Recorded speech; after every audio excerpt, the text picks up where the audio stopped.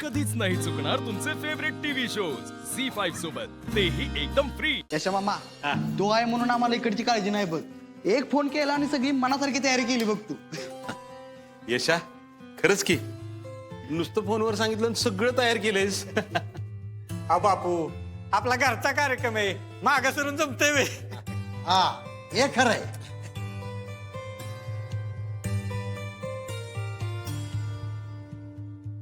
देव बाप्पा, तू आमच्यावर नाराज आहेस का? तू आहेस म्हणून मी बरा झालो,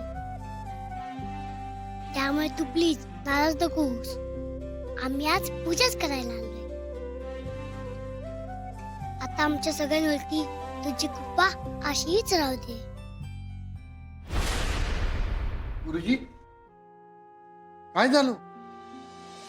काही कळत नाही, आज जीवा पेट घेत नाही। पूजेला कोण बसणार आहे आज?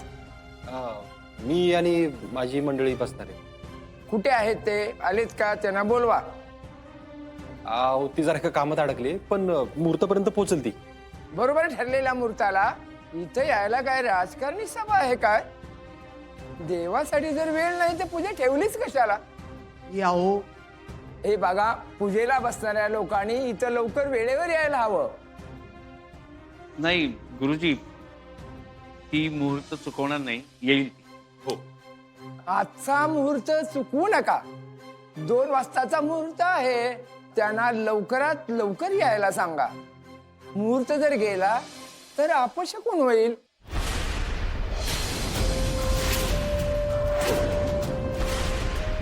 अर्जुन एकदा फोन करून बघ की आपल्या कुठे उगीच आज पूजेच्या दिवशी अपशकून नको ना।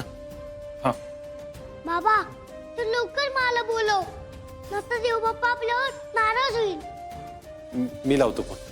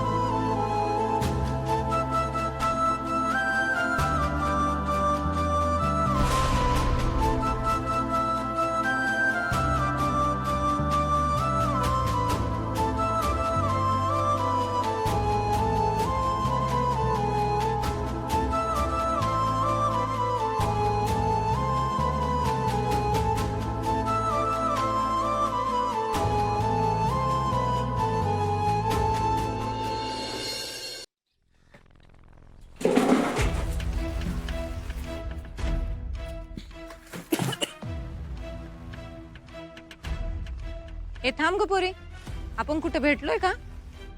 तुला मी कुठेतरी बघितलंय। नाही नाही, अहो मी इथे पहिल्यांदाच तर आले कामाला। नाही नाही अगं थांब, बोलतेय ना मी। का ग, काय झालं? अगं तिला मी कुठेतरी बघितलंय। कुठं बघितलंयस? काय ग, कुठली आहेस तू पोरी? नाव काय तुझं? मी सकाळी पण नाव नाही सांगितलंस, काय नाव ग तुझं? मी अपर्णा सुरेश माने, पुणे जिल्ह्याची कलेक्टर आहे मी।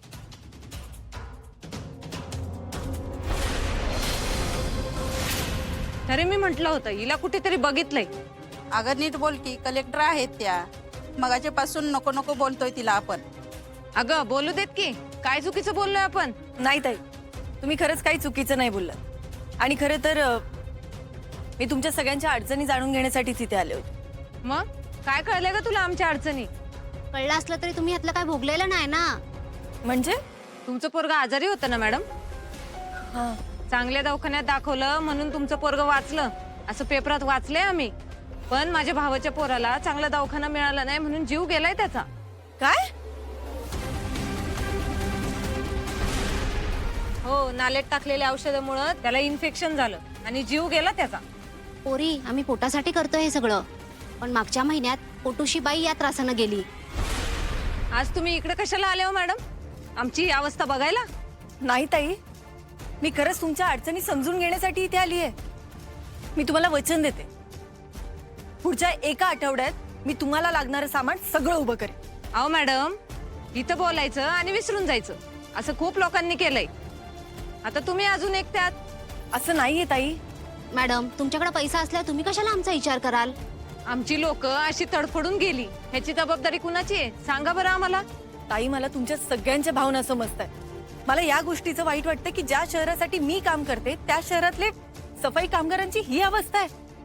मला आज हे सगळं बघून खूप वाईट वाटलंय. मी लवकरात लवकर तुम्हाला लागणारं साहित्य सगळं जमा करेन आणि तुमच्यापर्यंत पोहोचवेन. आणि जर मी नाही पोहोचवलं ना तर तुमच्यामधलं कुणी काम करणार नाही. अहो मॅडम, म्हणजे हाय हे पोटाचं साधन बी काढून घ्या आमच्या. नाही नाही, असं नाही म्हणते मी. तुम्ही योग्य त्या सोयींमध्ये काम करावं अशी सोय मी करून देईन असं म्हणते मी. मी वचन देते, माझ्यावर विश्वास ठेवा. ठीक आहे, तू इकडे येऊन आमच्यात मिसळलीस आणि काम केलंस, यावरून तुला आमची काळजी आहे हे कळतंय. आता बघू या आठवड्यात तू काय काय करून दाखवतेस ते. थँक्यू. तुम्ही माझ्यावर विश्वास ठेवलात, मी खरंच आभारी आहे तुमची. मॅडम, आता फक्त आम्हाला तुमच्याकडनंच अपेक्षा आहे. ताई, तुम्ही अजिबात काळजी करू नका. मी स्वतः तुम्हाला या सगळ्यातनं बाहेर काढेन. एक मिनिट हा अर्जुन, बोल. आपे ऐक ना, जरा लवकर पोहोचतो. इथं ते गुरुजी चिडचिड करायला लागलेत. हो हो, मी निघालेच. मी मुहूर्त गाठेन अर्जुन. हा, आणि अमोल पण म्हणला की अप्पू माव कुठे आहे, देवबाप्पा नाराज होईल असं. असं काही होणार नाही, मी पोहोचते वेळ. निघालेच. हा, ये लवकर. ताई, मावशी, मला ना एका कामासाठी निघावं लागतंय, पण तुमचं काम मार्गी लावल्याशिवाय मी दुसऱ्या कामाला हात सुद्धा लावणार नाही. वचन आहे माझं. येते.